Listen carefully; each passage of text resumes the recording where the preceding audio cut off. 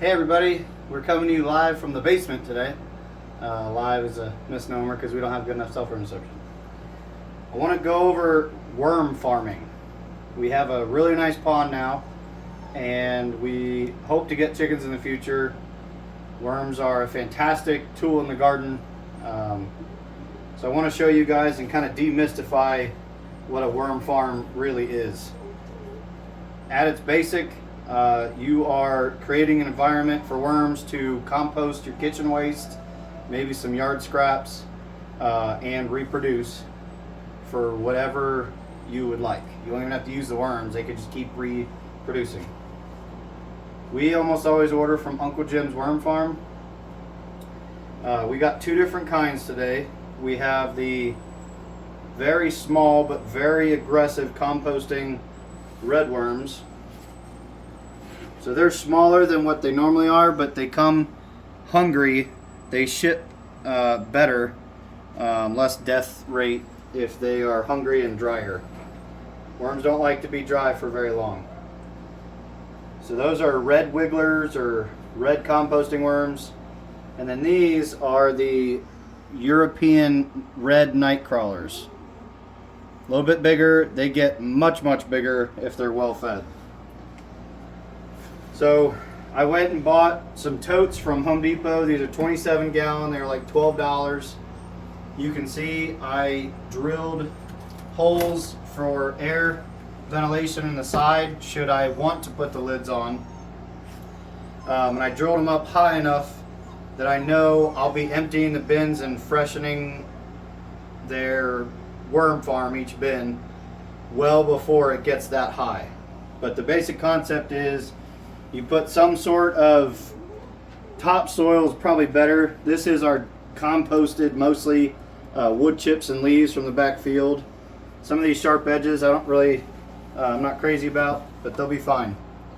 And then you soak corrugated cardboard, preferably the kind that's not laminated, so it gets water all up in here.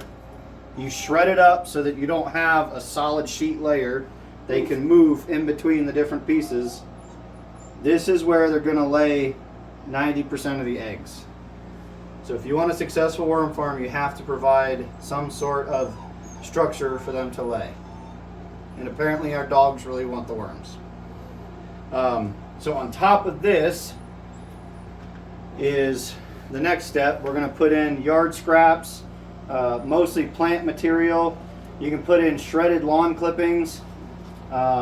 Just make sure they're not decomposing to the point where they're getting too hot. These are actually a couple days old and aerated. And then we've got chicory here. We've got dandelion. I think this is a hopeweed leaf. But the main source of food for these guys is going to be Becca's coffee grounds. And, oh wait. So I have the nursery, the cardboard on one side, and I want the food to go on the other. We're going to switch this up a little.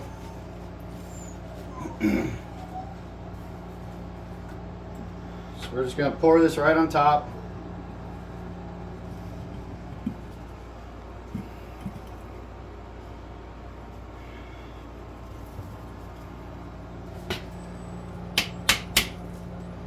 I soaked the bottom, and that's going to be crucial to keeping moisture long term, but it's always nice to have a couple different gradients of moisture, so if the worms are too wet, they can go to something a little drier.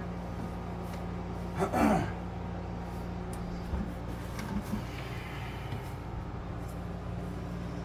I'm going to bare back some of this stuff so the worms can get to the moisture. Let's see, I'm trying to remember which one was which now.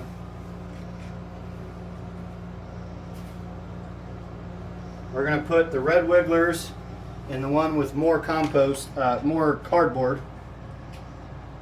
I forget which one. I think it's this one. We're just going to set them in, and they're going to start doing their thing. Peat moss is a pretty decent medium for these guys, and that's what they're shipped in. You can see it moving. It's alive. And then in this one, I'm going to put the European night crawlers. I want to keep them separate for a while, see how each one does before we buy any more or multiply them.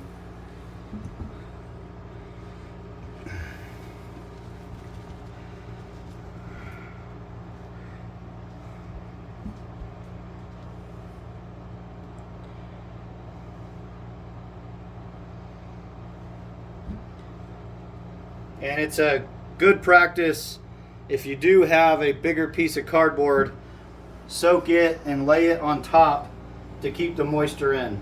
Right now we're in a basement that usually sits pretty damp if we're not running the dehumidifier, which helps our air quality. But we want it in the basement so that there's not these cold and hot and cold and hot and soaking wet and not. And this is a much more steady temperature, much more in their optimal range. If anyone has any questions on any of this, let us know. Thank you.